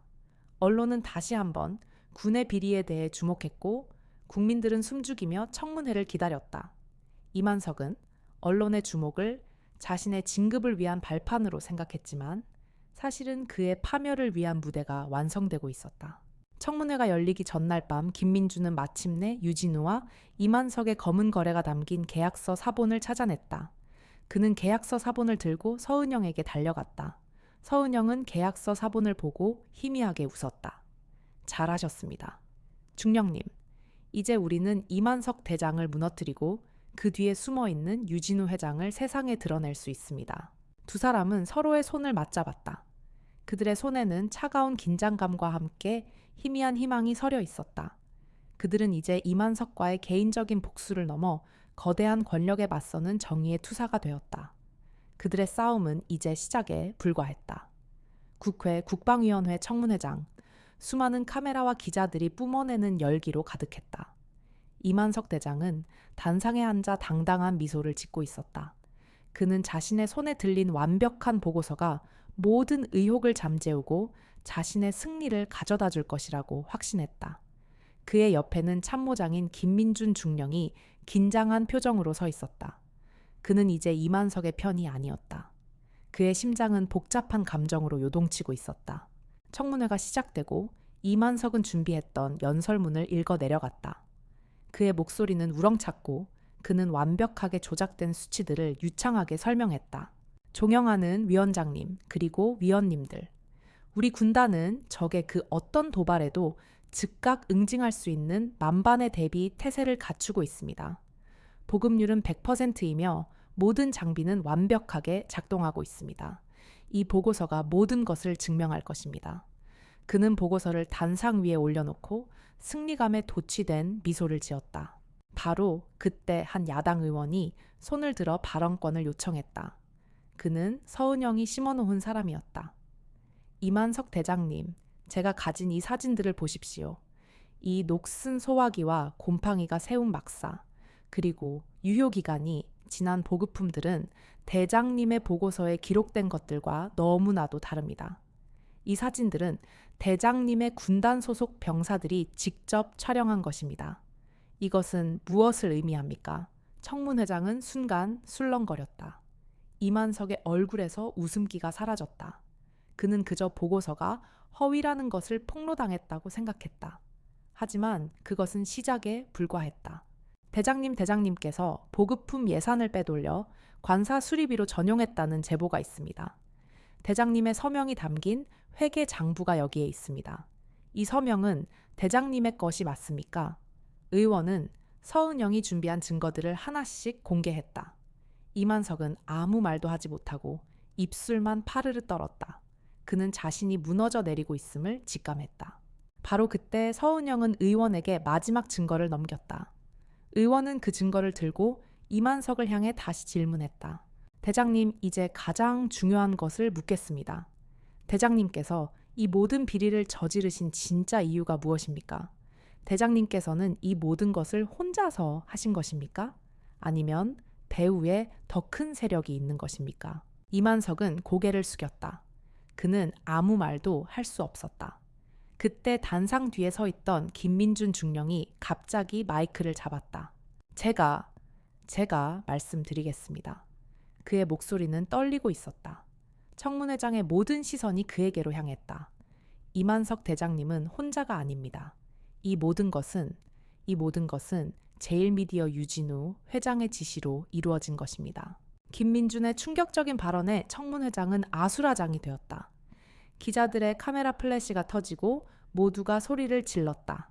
닥쳐, 김민준, 네가 감히 무슨 짓을... 이만석은 분노로 몸을 떨며 김민준에게 소리쳤다. 김민준은 이만석의 고함에도 굴하지 않았다. 그는 자신의 죄를 고백하고 자신의 가족을 지키기 위한 용기를 내었다. 유진우 회장은 자신의 사업을 위해 군납 비리를 조작했고 이만석 대장은 그 대가로 진급을 약속받았습니다. 이 모든 증거가 여기에 있습니다. 유진우 회장과 흑천산업 간의 검은 거래가 담긴 계약서 사본입니다. 김민준은 서은영이 건네준 계약서 사본을 높이 들어 올렸다. 청문회는 즉시 중단되었다. 이만석은 현장에서 헌병에게 체포되었다. 한때 오만함으로 가득했던 그의 얼굴은 절망으로 일그러져 있었다. 그는 수갑이 채워진 채 끌려나갔다. 한편 자신의 집무실에서 청문회를 지켜보던 유진우 회장은 화면 속 김민준의 얼굴을 보고 분노로 몸을 떨었다. 김민준, 그 배신자 놈, 그리고 서은영, 그는 이 모든 것이 서은영이 파놓은 함정이라는 것을 비로소 깨달았다. 그는 그녀가 자신의 도구가 아닌 자신을 무너뜨릴 가장 위험한 적이라는 것을 알았다. 서은영은 TV 뉴스로 이 모든 광경을 지켜보며 차가운 미소를 지었다. 이만석은 이제 끝났다. 이제 그녀의 복수는 이만석을 넘어 진정한 흑막인 유진우를 향할 것이다. 그녀는 자신의 복수가 단순히 개인적인 원한이 아니라 사회 전체의 정의를 바로 세우는 거대한 투쟁이라는 것을 깨달았다. 이제 진짜 싸움이 시작되었다. 이만석 대장의 추락은 대한민국 전체를 뒤흔들었다. 국방부 장관은 대국민 사과를 발표했고 대통령실은 철저한 진상규명을 약속했다. 검찰은 김민준 중령의 진술을 토대로 제일미디어의 유진우 회장과 그와 관련된 정치인들을 향해 칼날을 겨누었다. 권력의 심장부는 공포에 휩싸였다. 수많은 이들이 자신의 안위를 걱정하며 유진우를 외면하기 시작했다. 유진우의 집무실은 더 이상 권력의 요새가 아니었다. 그는 TV 뉴스 속에서 자신의 모든 것이 무너져 내리는 것을 지켜보았다. 한때 자신의 충실한 개라고 믿었던 이만석이 체포되고 자신이 키운 김민준이 자신을 배신했다. 그리고 이 모든 것의 배후에 자신이 고용한 서은영이 있다는 것을 깨달았다. 그는 분노와 함께 믿을 수 없는 배신감에 몸을 떨었다. 그는 자신의 모든 것을 걸고 마지막 반격을 준비했다. 그는 자신의 로비스트들을 통해 언론의 국가 안보를 위협하는 서은영의 쿠데타라는 식으로 여론을 조작하려 했다. 하지만 그의 시도는 실패로 돌아갔다. 서은영이 이미 모든 언론을 장악하고 있었고 국민들은 진실을 알게 된 후 유진우의 선전에 귀를 기울이지 않았다. 그는 자신의 가장 강력한 무기였던 미디어의 힘이 자신을 향한 칼날이 된 것을 깨달았다. 바로 그때 집무실의 문이 열리고 서은영이 들어섰다. 그녀의 표정은 평온했지만 그녀의 눈빛은 차갑게 빛나고 있었다. 유진우는 그녀의 등장에 소름이 돋았다. 그는 그녀가 이만석을 무너뜨리고 자신에게 달려올 것이라고는 상상도 하지 못했다. 그는 자신의 계획이 완벽하다고 믿었다. 서은영 씨, 당신이 어떻게 여기에? 유진우의 목소리는 분노와 함께 미세하게 떨리고 있었다. 저를 이용하셨다고 생각하셨겠죠. 하지만 회장님, 저는 회장님의 도구가 아니었습니다. 저는 회장님을 파멸시키기 위해 이 자리에 왔습니다. 서은영은 그의 집무실을 천천히 걸으며 말했다. 웃기지 마. 내까짓 게 뭘 안다고. 너는 이만석을 무너뜨리기 위해 달려온 놈에 불과해. 내 눈에는 오직 복수심만 가득했지. 내가 너의 그런 탐욕을 이용한 것뿐이야. 유진우는 마지막 남은 오만함으로 그녀를 비웃었다. 아닙니다. 회장님. 제 눈에는 복수심뿐만 아니라 정의를 되찾고 싶은 열망도 있었습니다. 저는 회장님께서 놓친 가장 중요한 한 가지를 가지고 있습니다. 서은영은 자신의 손에 들린 작은 USB를 흔들었다. 이게 뭔지 아십니까? 이 안에는 회장님께서 빼돌린 비자금의 최종 행선지가 담겨 있습니다.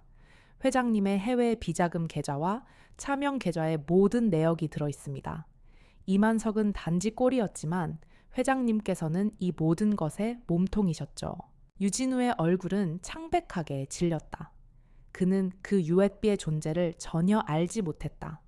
그것은 한태식 소장이 죽기 전 그의 변호사에게 마지막으로 남긴 유일한 것이었다. 그리고 그 변호사는 김민준의 과거 동료였던 것이다. 어떻게 그럴 수가? 유진우는 무너져 내렸다. 그는 이제 자신의 힘과 돈으로도 막을 수 없는 진실의 칼날 앞에 서 있었다. 서은영은 그의 눈을 똑바로 쳐다보았다. 회장님, 이 사회에서 공정은 공허한 외침에 불과합니다. 힘없는 자는 짓밟히고 힘 있는 자는 언제나 승리하죠. 하지만 오늘은 다를 겁니다. 오늘은 당신이 패배할 겁니다. 그녀는 자신의 손에 든 USB를 책상 위에 올려놓았다. 그리고 자신의 휴대폰으로 검찰에 전화를 걸었다. 서울중앙지검 특수부입니까? 제가 제일미디어 유진우 회장을 체포할 결정적인 증거를 확보했습니다. 지금 바로 제일미디어 회장실로 와주십시오. 그녀의 목소리는 단호했다. 유진우는 서은영의 말을 듣고 절망적인 표정을 지었다. 그는 모든 것을 잃었다. 한때 대한민국을 움직이던 거물은 한낱 껍데기에 불과했다. 그는 창밖의 서울 야경을 바라보았다. 그 화려한 도시가 마치 자신을 비웃는 듯했다. 서은영은 자신의 임무를 완수했다. 이만석의 오만함을 부수고 유진우의 추악한 진실을 세상에 드러냈다. 그녀는 자신의 복수가 완벽하다고 믿었다. 하지만 그녀의 마음속에는 허무함이 밀려왔다. 그녀의 복수는 그녀에게 만족감을 주지 않았다. 그녀는 복수의 껍데기만 남았을 뿐 그녀의 내면은 공허했다. 그녀는 자신이 무엇을 위해 이토록 달려왔는지 스스로에게 물었다. 유진우 회장의 몰락은 사회 전체에 충격을 안겨주었다. 군대와 정치 그리고 재벌의 검은 유착 관계는 모두 백일에 드러났다. 한때 대한민국을 움직이던 권력의 거물들은 모두 몰락했다. 이만석 대장은 군사 재판을 통해 파면되었고 유진우 회장은 구속되었다. 그들의 이름은 이제 더 이상 뉴스에 오르내리지 않았다. 그들은 역사의 뒤안길로 사라졌다. 모든 것이 끝난 지 수개월 후 서은영은 한적한 공원에서 김민준을 만났다. 그는 더 이상 이만석의 불안한 그림자가 아니었다. 그는 군복을 벗고 한 작은 기업의 평범한 직원으로 살고 있었다. 그의 얼굴에는 오랜만에 편안한 미소가 떠올라 있었다. 그의 아들과 아내의 병세도 호전되고 있었다. 그는 서은영에게 깊이 고개 숙여 인사했다. 채은아, 아니 서은영 씨, 정말 고맙네. 당신 덕분에 나는 모든 것을 되찾았어. 나는 내 명예를 되찾았고 내 가족을 구할 수 있었어. 당신은 내게 구원자였네. 김민준의 눈에는 진심 어린 눈물이 고여 있었다. 서은영은 그의 말을 듣고 희미하게 웃었다. 그녀는 그의 구원자였지만 자신은 아직 구원받지 못했다. 중령님, 아니 김민준 씨, 이제 어떻게 하실 겁니까? 나는 이제 내 가족과 평범한 삶을 살고 싶네. 당신처럼 위대한 일을 할 수는 없겠지만 적어도 내 양심에 부끄럽지 않은 삶을 살고 싶어. 그는 평온하게 대답했다. 당신은요? 당신은 이제 뭘 할 겁니까? 그의 질문에 서은영은 아무 말도 하지 못했다. 그녀는 그를 무너뜨리기 위해 이토록 오랜 시간 달려왔다. 그 복수심이 그녀의 삶의 전부였다. 이제 그 복수가 끝난 후 그녀는 삶의 목적을 잃어버렸다. 그녀는 자신이 가진 모든 것을 이용해 복수를 완성했지만 그녀의 마음속에는 허무함만이 남았다. 그녀는 복수의 껍데기만 남았을 뿐 그녀의 내면은 공허했다. 그녀는 자신이 무엇을 위해 이토록 달려왔는지 스스로에게 물었다. 정의를 위해서였을까? 아니면 단순히 개인적인 원한을 풀기 위해서였을까? 그녀는 답을 찾을 수 없었다. 저는 아직 모르겠습니다. 제가 무엇을 해야 할지. 그녀의 목소리는 힘없이 흩어졌다. 당신은 가장 뛰어난 전략가이자 가장 용감한 전사입니다.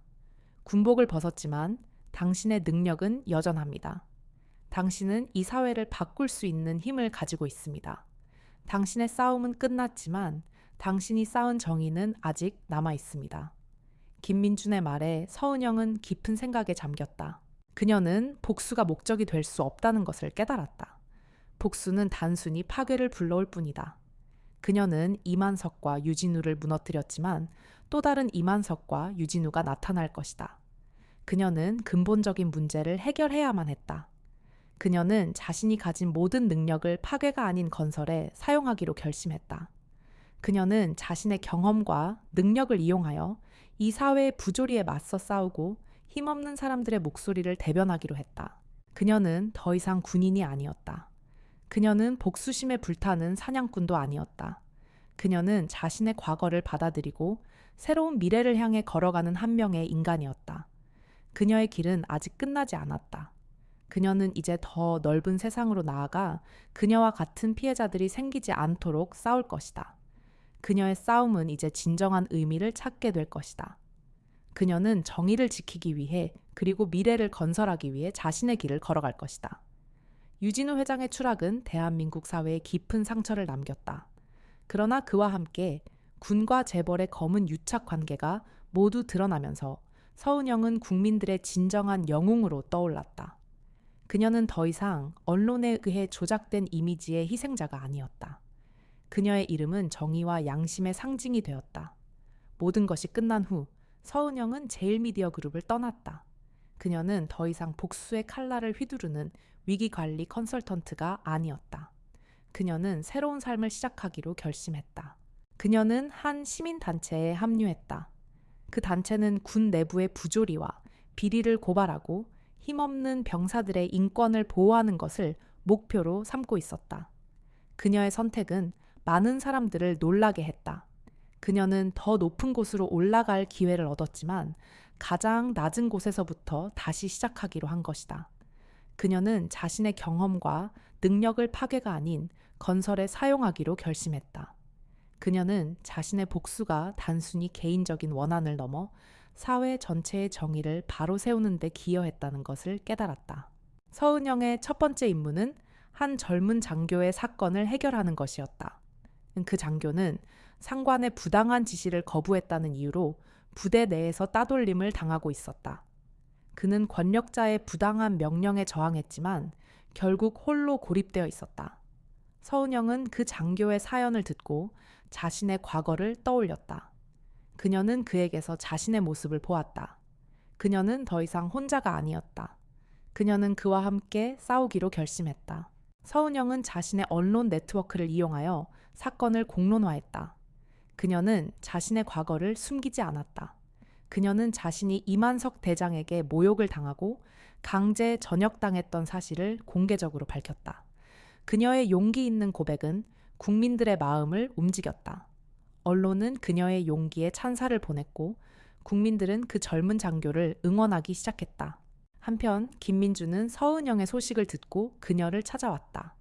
그는 군복을 벗고 평범한 삶을 살고 있었지만 서은영의 싸움을 외면할 수 없었다.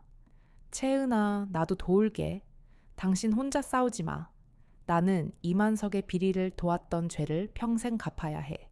이제라도 옳은 일을 하고 싶어. 그의 눈에는 진심 어린 후회와 함께 서은영을 향한 변치 않는 존경심이 담겨 있었다. 고마워. 민준아, 이 싸움은 나 혼자만의 싸움이 아니니까. 두 사람은 다시 손을 맞잡았다. 그들의 손에는 과거의 상처와 함께 새로운 희망이 서려 있었다. 그들은 이제 이만석과 유진우를 무너뜨리는 데 그치지 않고 이 사회의 모든 부조리에 맞서 싸우는 동맹이 되었다. 그들의 싸움은 끝나지 않았다. 그것은 이제 시작에 불과했다. 서은영은 자신의 선택에 후회가 없었다. 그녀는 권력의 정점에 오르는 것보다 한 명의 무고한 사람을 구원하는 것이 더 가치 있는 일이라는 것을 깨달았다. 그녀는 자신의 과거를 통해 배웠다. 그녀는 이제 더 이상 복수심에 사로잡힌 사람이 아니었다. 그녀는 자신의 상처를 치유하고 다른 사람들의 상처를 보듬어주는 진정한 영웅이 되었다. 그녀는 이 사회의 어둠을 밝히는 한 줄기 빛이 될 것이다. 피안 17. 서은영은 이제 더 이상 은둔의 복수자가 아니었다. 그녀는 전 국민의 존경을 받는 인물이 되었다. 그녀의 이야기는 수많은 사람들에게 용기와 희망을 주었다. 그리고 마침내 그녀는 한 명문 대학에서 특별 강견을 요청받았다. 강견의 주제는 강철의 꽃이었다.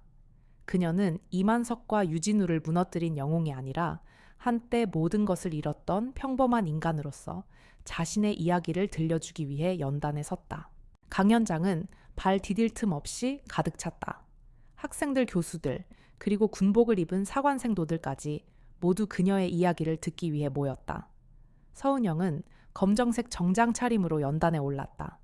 그녀의 얼굴은 화려한 화장 대신 자연스러웠고 그녀의 눈빛은 깊고 단단했다. 그녀는 마이크를 잡고 준비해온 원고 없이 입을 열었다. 안녕하십니까. 저는 오늘 강철의 꽃에 대해 이야기하려고 합니다. 저는 군에서 707 특수임무단 소령으로 복무했습니다. 저는 누구보다 강해지고 싶었고 철저하게 자신을 단련했습니다. 저는 제가 이 나라의 강철이라고 믿었습니다. 그리고 저를 모욕했던 한 사람을 무너뜨리기 위해 저는 스스로를 더 단단한 강철로 만들었습니다. 저는 그를 무너뜨리고 진실을 밝히는 데 성공했습니다. 간견장은 숨막히는 침묵에 휩싸였다. 모두가 그녀의 다음 말을 기다렸다. 하지만 복수는 저에게 아무것도 남기지 않았습니다. 저는 복수를 완성했지만 제 안에는 공허함만이 남았습니다. 저는 제가 무엇을 위해 싸웠는지, 그리고 제가 무엇을 잃었는지 깨달았습니다. 저는 복수가 목적이 될 수 없다는 것을 알게 되었습니다. 복수는 파괴를 불러올 뿐이고 그 파괴의 끝에는 아무것도 남아있지 않습니다. 그녀는 잠시 말을 멈추고 숨을 고르며 연단 위에 물을 마셨다. 저는 복수를 통해 저의 과거를 파괴했지만 그 폐허 위에서 새로운 삶을 건설하기로 결심했습니다. 저는 더 이상 복수를 위해 싸우지 않습니다. 저는 저와 같은 피해자들이 생기지 않도록 싸웁니다. 저는 이 사회의 부조리에 맞서 싸우고 힘없는 사람들의 목소리를 대변합니다. 저는 파괴가 아닌 건설을 선택했습니다. 저는 강철 위에 피어나는 한 송이의 꽃이 되기로 결심했습니다. 그녀의 목소리는 조용했지만 그 울림은 간견장 전체를 뒤흔들었다. 그녀는 자신의 가장 깊은 상처를 드러내고 그 상처를 통해 얻은 깨달음을 사람들에게 전했다. 그녀의 이야기는 단순히 한 개인의 복수극이 아니라 이 시대에 필요한 정의와 양심에 대한 강력한 메시지였다. 그녀는 강연을 마치고 깊이 고개를 숙였다. 강연장에는 순간 정적이 흘렀다. 그리고 이내 우레와 같은 박수 소리가 터져 나왔다. 모든 이들이 일제히 자리에서 일어나 그녀에게 박수를 보냈다. 그것은 그녀의 용기에 대한 찬사였고 그녀의 선택에 대한 존경의 표시였다. 그녀의 간견은 단순히 한 번의 이벤트로 끝나지 않았다. 그것은 하나의 사회적 운동이 되었다. 그녀의 이야기는 수많은 사람들에게 영감을 주었고 사람들은 그녀와 함께 사회의 정의를 위해 행동하기 시작했다. 서은영은 이제 더 이상 한 개인의 이름이 아니었다. 그녀는 이 사회의 어둠을 밝히는 한 줄기 빛이 되었다. 그녀의 싸움은 이제 진정한 의미를 찾게 되었다. 혹독했던 철원의 겨울이 지나고 따스한 봄날이 찾아왔다. 비무장지대의 철책 너머로 연초록 새싹이 돋아나고 있었다. 서은영은 이야기의 시작점이었던 그 언덕에 다시 서 있었다. 그녀의 발밑 한때 폐허였던 군단은 완전히 달라져 있었다. 모든 병사들은 개인별로 신형 방한 장비를 지급받았고 낡은 막사는 새롭게 리모델링되었다. 그녀가 처음 보았던 녹슨 소화기와 낡은 장비들은 모두 새 것으로 교체되었다. 그녀가 뿌렸던 진실의 씨앗이 마침내 뿌리를 내리고 튼튼한 나무로 자라난 것이었다. 그녀의 싸움은 단순히 개인적인 복수극으로 끝나지 않고 군 전체의 거대한 개혁의 바람을 불러일으켰다. 이제 병사들은 서로를 신뢰했고 지휘관들은 오만함 대신 책임감을 가지고 행동하기 시작했다. 그들은 자신들의 사령관이 목숨을 걸고 지켜냈던 정의와 신뢰의 가치를 이해했다. 그때 그녀의 휴대폰이 울렸다. 발신자는 뜻밖에도 청와대의 연락이었다. 서은영 씨, 대통령께서 당신을 뵙고 싶어 하십니다. 전화를 받는 그녀의 목소리는 차분했다. 합동참모의장 인선을 논의하고 싶으시다고. 이 나라의 안보를 책임질 가장 중요한 자리에 당신을 앉히고 싶어 하십니다. 그것은 한때 이만석이 그토록 갈망했던 자리 권력의 정점이었다. 그녀는 자신의 인생을 걸고 싸워 얻은 최고의 영광이었다. 하지만 서은영은 잠시 침묵하더니 정중하게 거절했다. 감사합니다. 하지만 저는 제 길이 여기라고 생각합니다. 저는 권력의 정점에 오르는 것보다 가장 낮은 곳에서부터 이 사회를 바꾸는 데 제 모든 힘을 쏟고 싶습니다. 전화기 너머의 목소리는 잠시 당황했지만 이내 그녀의 진심을 이해했다. 당신이야말로 진짜 군인이었군요. 전화가 끊겼다. 서은영은 휴대폰을 주머니에 넣고 저 멀리 평화롭게 펼쳐진 북녘의 산하를 바라보았다. 그녀의 눈빛은 더 이상 복수심에 불타오르지 않았다. 그녀는 이제 이만석이라는 거대한 산을 무너뜨리고 유진우라는 그림자를 걷어낸 후 자신의 길을 찾은 한 명의 인간이었다. 그녀는 자신의 군복을 벗었지만 진정한 군인으로서의 명예를 되찾았다. 그녀의 길은 끝나지 않았다. 그녀는 이제 더 넓은 세상으로 나아가 그녀와 같은 피해자들이 생기지 않도록 싸울 것이다. 그녀의 싸움은 이제 진정한 의미를 찾게 될 것이다. 그녀는 정의를 지키기 위해 그리고 미래를 건설하기 위해 자신의 길을 걸어갈 것이다. 그녀는 이제 더 이상 복수심에 사로잡힌 사람이 아니었다. 그녀는 자신의 상처를 치유하고 다른 사람들의 상처를 보듬어주는 진정한 영웅이 되었다. 그녀의 이야기는 끝났지만 그녀의 여정은 이제 시작되었다. 댓글로 여러분의 소중한 의견과 감동을 나눠주세요. 좋아요와 구독은 저희 채널에 큰 힘이 됩니다. 더 많은 분들이 이 이야기를 접할 수 있도록 주변에 공유해 주시면 감사하겠습니다. 여러분의 관심과 응원 덕분에 저희는 더 좋은 이야기로 찾아뵐 수 있습니다.